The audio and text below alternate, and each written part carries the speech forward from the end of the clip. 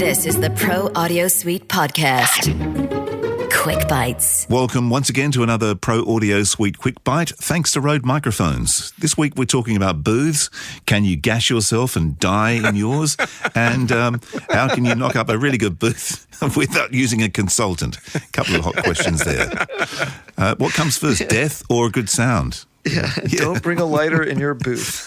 Well, the first answer would be if you don't want to gas yourself in your booth doing a curry the night before you're working, would probably be the first. Blazing saddles, yeah. Blazing saddles. Yep.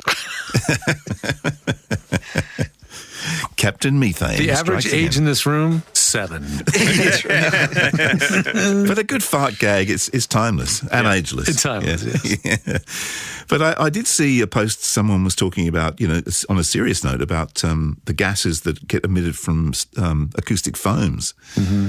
They just deteriorate and leak gases, basically? I don't know. I'm curious. I don't know whether anybody else has heard anything about this, but... It's the first I've heard of it. Well, I mean, anything made with a chemical off gases. So whatever is in it will leach out of it. So like, you know what a new car smell is, right? Mm-hmm. Yep. You know what that is that makes that smell? Formaldehyde. So really? Do you know what is the chemical carrier in most perfumes that give it the smell? That's basically the thing that carries the smell out into the world. It's formaldehyde. Oh, wow. So formaldehyde is not particularly good for you. It's a carcinogen. So a lot of these things, when they emit a smell, carpeting, even clothing sometimes is emitting a gas. It's a gas form of chemicals, and some of those chemicals are pretty bad. And it's not always terrible in a large space like a house or, bedroom, but in a 3x5 foot box that you're breathing and recycling your own air in, like for hours at a time. Which air great. of yours? Yeah. Even with some circulating air from a ventilator and stuff, you're still sort of getting concentrated stuff into your lungs. So this sounds awful. I had no idea. It does. It makes me even not want to drive a car. But you're right. You drive old cars, Robert. So it's not going to affect you. It's true. Yeah, they've already let off all their gases. It's exactly. Someone else has died from your car. I've told people, if you're sensitive to this stuff, buy a used whisper room or a used booth. Buy one that's already had time to off gas, because anything brand new is going to be a stinker unless it's been engineered to not do that. And there's very few out there doing this, but Studio Bricks is going to be doing this. They are going to be releasing an eco booth where they've chosen to use fabrics, materials, glues, whatever, that are as low VOC as humanly possible. VOC means volatile organic compound. So they're trying to make them be as low odor as possible. And, some voice actors are really, really sensitive to that stuff. It can be. I've had people buy a booth and return it. You're spending hours in there and hours and hours in a booth. Yeah. Acoustic foam from Wikipedia, by the way. Yes, there actually is a Wikipedia called acoustic foam. Is a lightweight material made from polyurethane or extruded melamine foam. The question is, what is that made out of? Melamine sounds like melanoma. Is made out of formaldehyde, melamine, sodium bisulfate copolymers. Yum. It really tastes good. So avoid the acoustical foam but no made out coloring. of melamine. You do not want melamine-based foam. If you just sort of crush it up and put it in a pepper grinder. Yeah, yum. Yeah, melamine is actually used in the Mr. Clean Magic Eraser that they sell to erase your kid's crayon off the walls. Or erase your kids, full stop, by the sounds of it. So going down the rat hole there. But I really do like to avoid those kind of products, the foams. And if you have an older booth or you're working in an older studio that has foam on it, strip it out of there. Get a ventilator and just clean it out and start over and use something less toxic. And there's a lot of options out there that are less toxic. Let me ask you this, George. The popper stoppers that we use on our microphones, they degrade over the years. Is in your experience? Yeah, the windscreen. Yeah, the windscreens. Yeah. Do the foamy. Yeah, the foamies. Do the walls do that? Do you need to replace them in your experience? Yeah, I've been in quite a few booths that have had some years of wear, and the walls are if you touch them, they you just have black. crumble. Yeah, They crumble, yeah. Well, it's like really with your annoying. poppies. If you lean on it, you get like a black streak on your clothes. Yeah. And it's gross stuff. That's the cheaper kind of foam. I mean, like usually nicer panels, obviously they're covered with fabric. Those I think are a much better way to go than the kind of wedged foam, that's kind of a budget way to do it, obviously. Definitely prefer the panels that are lined with rock wool, mineral wool, or OC 703, or some of these other denser product. They're far better made. They last. They look really nice.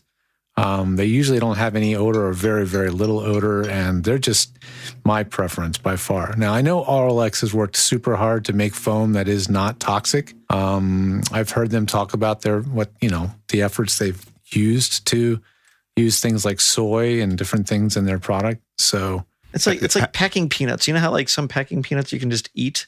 Yeah, they're made of starch. Yeah. They're made of just starch, yeah. The problem is with RLX, though, is they're not exactly budget friendly. That's what I found with RLX. They're more budget friendly than some of the other ones, but the problem with RLX is it doesn't last. It doesn't look as good. It's one of the things that you invest in. You get it, and nicely covered fabric panels look way better than the. Yeah, I have to say, even the cool looking RLX to me still screams like Garage Studio, Garage Band, or like.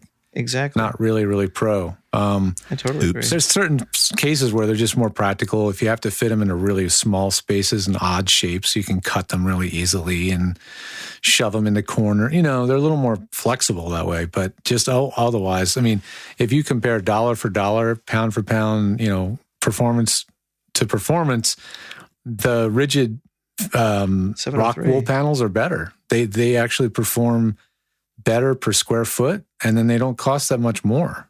So it's just no brainer. I'm more of a fan of the 703 just because it seems to be thinner and does the same acoustic job as the thicker rock wool from what I've researched. But I know the 703 being from Owens Corning is probably like a multinational scary. Who knows what chemicals are in there? I feel like I've read a lot of negatives about 703 stuff, or the Owens Corning 703, so I've kind of been shying away from it, but mainly from an environmental and health perspective.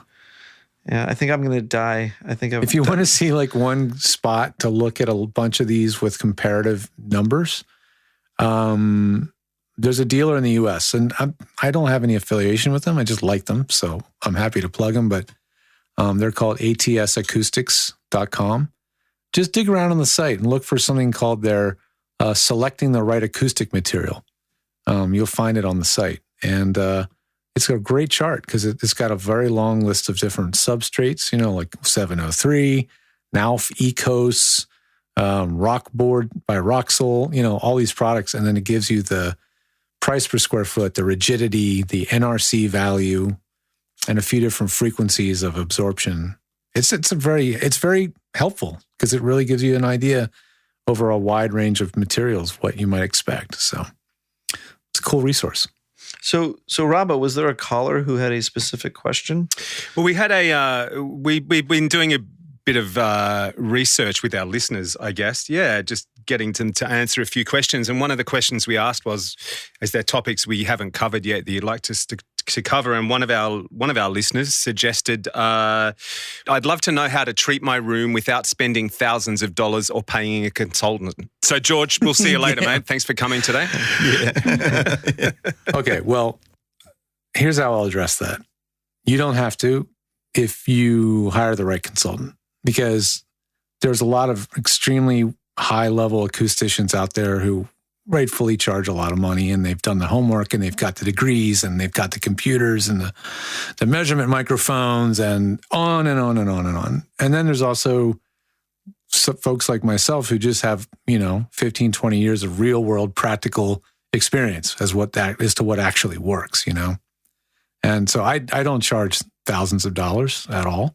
In fact, I charge $300 to tune an acoustic booth. So for a voiceover, not the control room for music, not much more elaborate, but just a voiceover booth, flat rate. I will tell you what to buy, where to put it, and I'll even draw the inside of it, in 3D and show you where to put everything.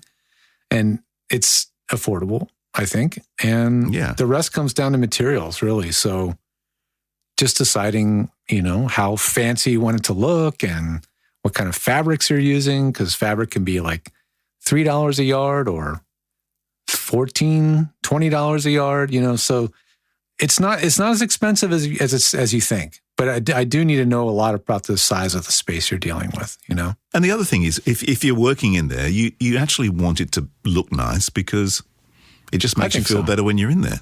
And you're on camera a lot more now, whether you want to be or not. So True, yeah. I also think there are some things you can do that are just like quick shot. I mean, in Practical. general, you just want to deaden the room, and you can, like, getting into bass trapping and figuring that out is tough, takes experience.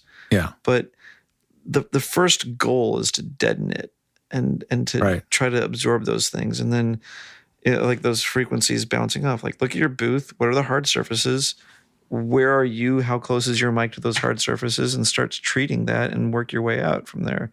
You can do some stuff on your own.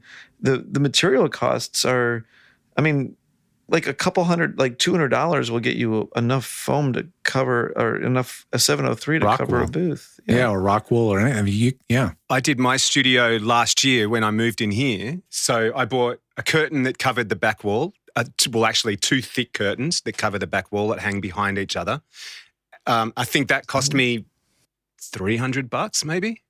And then I bought a bag of, let's call it rock wool for the sake of the argument, but the Australian version of, and some pine timber to make the frames. And I splashed out and spent, I think, 450, close to 500 Australian dollars on the material to go over that, to make panels for my wall. Yeah. But I've done my room and it sounds great. And here's the thing. It's like the rock wall is a little bit, you have to build frames and do the carpentry because it's not rigid stuff.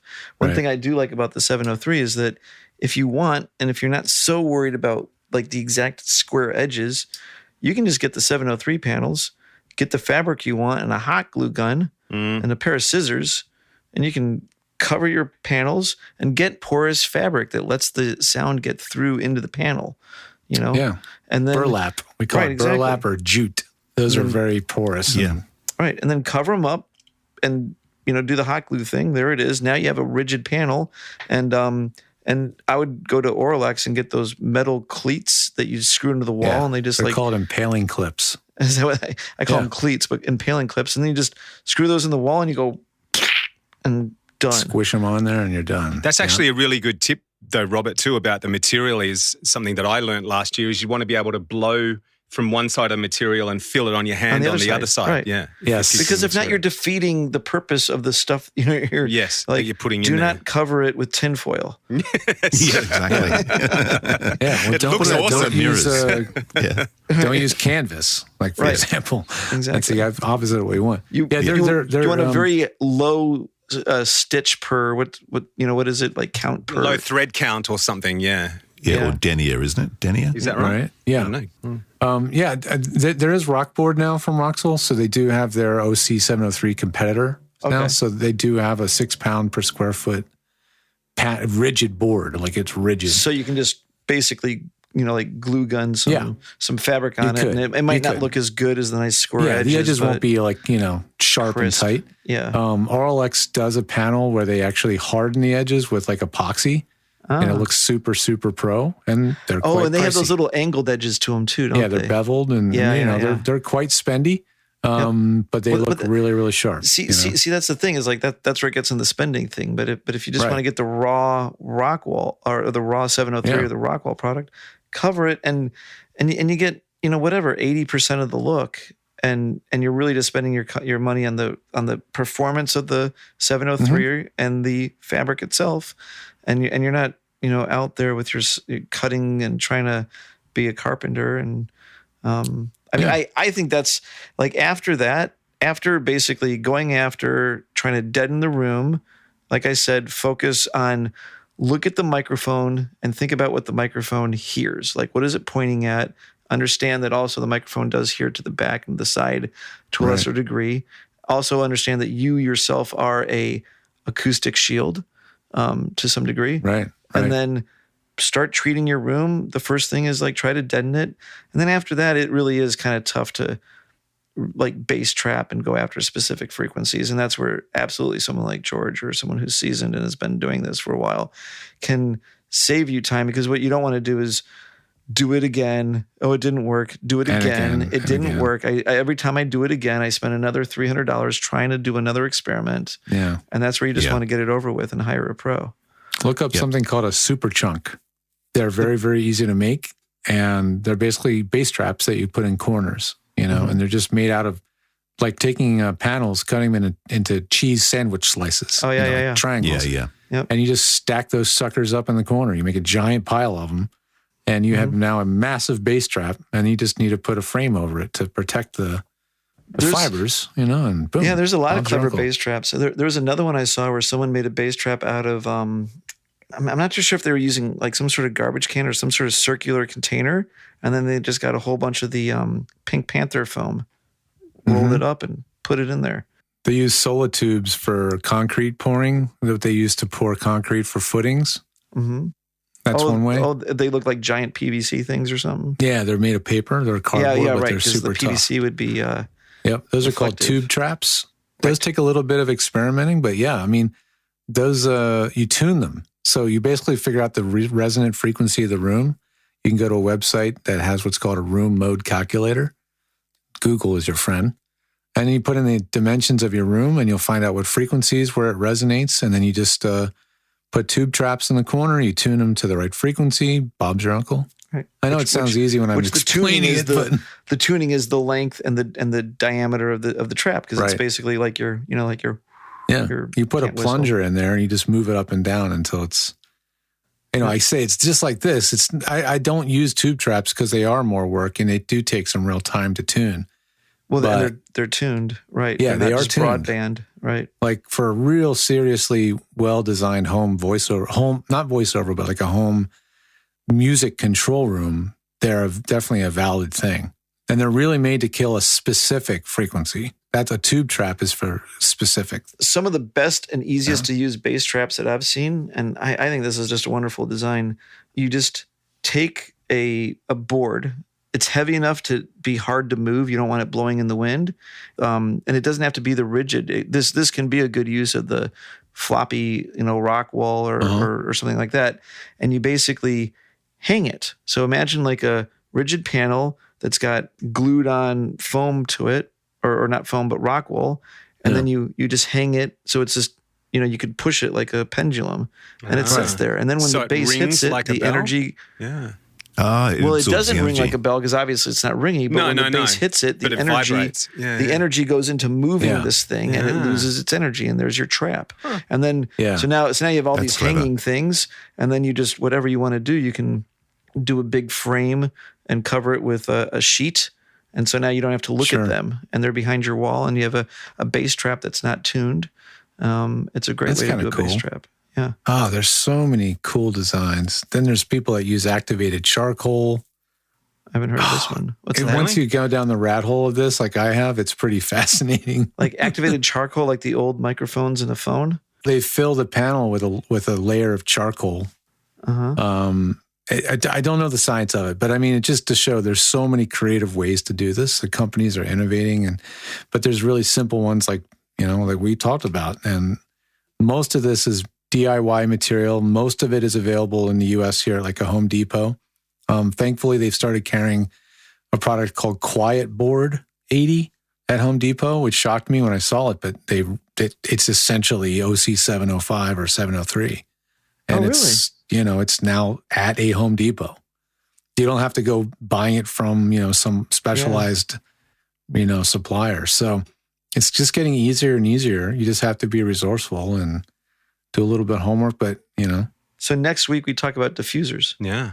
Yeah. There you go. That's where the research is pending. I mean, research as far as how they apply to a voiceover booth? For me, for me personally. Yeah.